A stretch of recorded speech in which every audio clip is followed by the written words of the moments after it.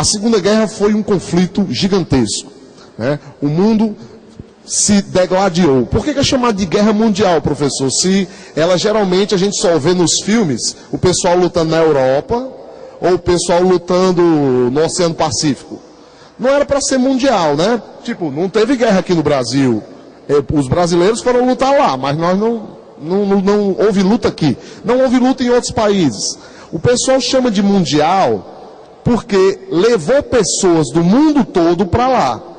Tipo, um país que era a Inglaterra, tinha colônias em muitos lugares. Aí o pessoal das colônias era chamado para lutar. Então, vinha gente da região da Oceania, vinha gente da África, vinha gente da Ásia. Aí a guerra meio que se juntava ao mundo todo. Essa era a ideia. Nós sabemos que a Segunda Guerra uniu dois grandes grupos.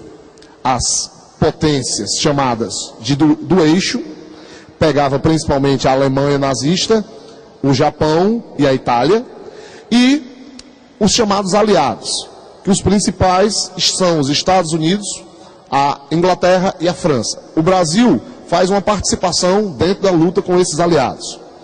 Eles vão brigar mais ou menos de 39 até 1945. Pode parecer uma guerra curta quando você vê em história aquelas guerras tipo dos 100 anos, né? Mas a quantidade de mortos realmente foi imensa. Olha só, depois que a guerra chega ao fim, o saldo é de mais ou menos 60 milhões de mortos. Isso os contabilizados, né? Muita gente pode ter morrido e evidentemente saiu dessa contagem. A guerra foi tão terrível que as pessoas imaginavam que quando ela chegasse ao fim, nós nunca mais teríamos uma guerra como aquela. Ou talvez o mundo passasse um longo tempo sem ter guerras. Alguns filmes, seriados exibem, né, o sentimento que as pessoas passavam nesse período. Eu vou mostrar para vocês um pedacinho de um seriado chamado Band of Brothers.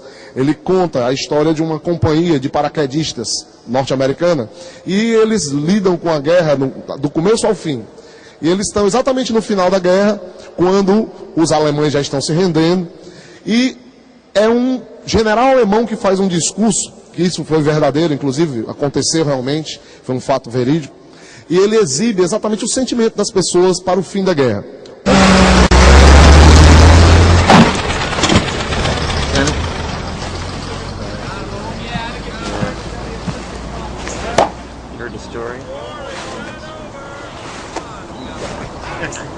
With your permission, I would like to address my men briefly. That'll be fine, General. Es war ein langer Krieg. Es war ein harter Krieg. You got? Man, it's been a long war. It's been a tough war. Ihr habt tapfer und stolz für euer Vaterland gekämpft. You fought bravely, proudly for your country. Ihr seid eine ganz besondere Truppe, You are a special group. die ineinander einen Zusammenhalt gefunden hat, You found in one another a bond. wie er sich nur im Kampf entwickeln kann. It exists only in combat. Unter Kameraden, Among brothers die Fuchshöhlen geteilt haben, who've shared foxholes. die sich in schrecklichen Momenten gegenseitig gestützt haben, Held each other in dire moments. die den Tod zusammen gesehen haben und gemeinsam gelitten haben. Who've seen death and suffered together. Ich bin stolz, mit euch gedient zu haben. I'm proud to have served with each and every one of you.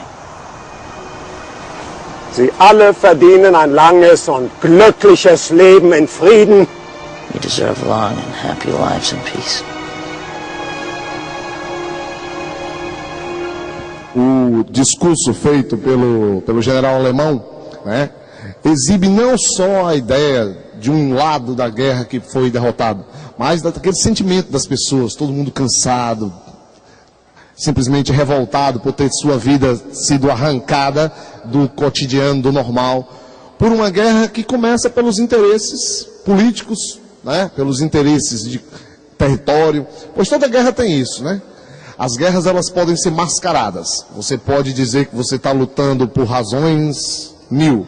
Até como guerras, como a guerra de Troia, que o pessoal diz que a guerra é pelo amor de uma donzela. Mas no final das contas, guerra só se briga por um motivo. E chama-se terra, né? Se luta para tomar a terra dos outros. E esses conflitos levam as pessoas no meio, né?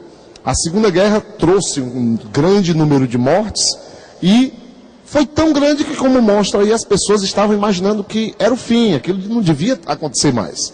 Só que o mundo dá uma guinada na geopolítica muito grande. De repente, duas novas potências vão surgir ao invés das europeias antigas, como Reino Unido, França. Esse pessoal estava arrasado, né? O Reino Unido foi atingido pelos alemães, os alemães foram atingidos pelo pessoal da Inglaterra, a França estava no meio da história e foi atingida até quase que pelos dois lados. Mas tiveram duas nações que, no meio da confusão da Segunda Guerra Mundial, subiram, cresceram e se tornaram as mais fortes da época. Uma é os Estados Unidos, que nós hoje tanto conhecemos, e uma deixou de existir em 1991, mas o que sobrou dela está mostrando novamente o poder que tem. Ela era conhecida como União Soviética. Hoje a Rússia é a maior parte do que era na época a União Soviética. Mas depois da Segunda Guerra, Estados Unidos e União Soviética se tornam as duas nações poderosas do mundo. Os europeus estão preocupados agora em reconstruir os seus países, reconstruir as suas economias. A geopolítica mundial fica na mão desses dois países. Só que a União Soviética começa a querer crescer mais, a avançar, a tomar mais terras, a ser mais influente. O medo do avanço do socialismo ficou tão grande que logo, logo nós vamos perceber dos antigos aliados um novo temor. O pessoal começa a ver, rapaz, os alemães estão derrotados. Derrotamos os alemães. E agora? Agora tem esse pessoal da União Soviética aí, querendo tomar terras, querendo influenciar os países, e a forma de pensar deles é muito esquisita, é muito diferente da nossa. O socialismo era uma maneira de pensar bem diferente do capitalismo. Eles começaram a temer se eles começarem a dominar uma grande área. Como é que vai ser? O que nós pensamos é diferente da maneira que eles pensam. Então isso sempre assustou o ser humano, né? Ter gente que pensa diferente dele. Então logo, logo se começa a pensar em como conter o avanço do socialismo. Na guerra, a União Soviética e os Estados Unidos lutaram de certa forma lado a lado. Eles tinham sido aliados momentâneos, mas agora, cada vez mais, eles se tornavam inimigos. De início não foi uma inimizade declarada, ninguém declarou uma guerra de verdade. O que se pensou? Diz, olha, os soviéticos estão querendo crescer, então vamos impedir o crescimento deles. Com essa história da Ucrânia agora, voltou-se a ver esse tipo de tentativa. Como é que a gente pode fazer algum tipo de, digamos, podemos atingir a Rússia? Vamos fazer um embargo econômico. Olha o nome que se dá, né? O que é um embargo? Você vai ouvir isso nos jornais diariamente. E pode ser tema aí para as nossas provas. Quando a gente diz que um país faz um embargo econômico, é quando ele deixa de comprar e deixa de vender para aquele país. Só que o pessoal da Rússia, né, o presidente da Rússia lá estava rindo da história do embargo. Por quê? Porque eles precisam, os europeus precisam hoje muito da Rússia. Naquela época, entretanto, a coisa ainda não era da maneira que está hoje. Então eles tentaram fazer pelo menos algumas tentativas de impedir o crescimento soviético. A primeira delas foi chamada de Plano Marshall. Olha o Plano Marshall. O que foi esse Plano Marshall? O Plano Marshall era um plano econômico. Eles pensaram o seguinte, os americanos especificamente, junto com os europeus. Eles disseram, olha, os soviéticos, eles estão querendo conquistar os países para o lado deles. De que maneira é mais fácil você conquistar um país onde todo mundo está pobre, passando fome, passando necessidade? Emprestando dinheiro. Você empresta dinheiro e compra para você a lealdade daquele pessoal. Eles vão achar que você é o salvador da pátria, né? Foi o seu país que deu ajuda. Então, o que foi que os norte-americanos fizeram? Criaram um plano de ajuda econômica. Foi chamado de Plano Marshall. Nada mais era do que emprestar dinheiro. Olha quanto dinheiro eles emprestaram nesse tempo.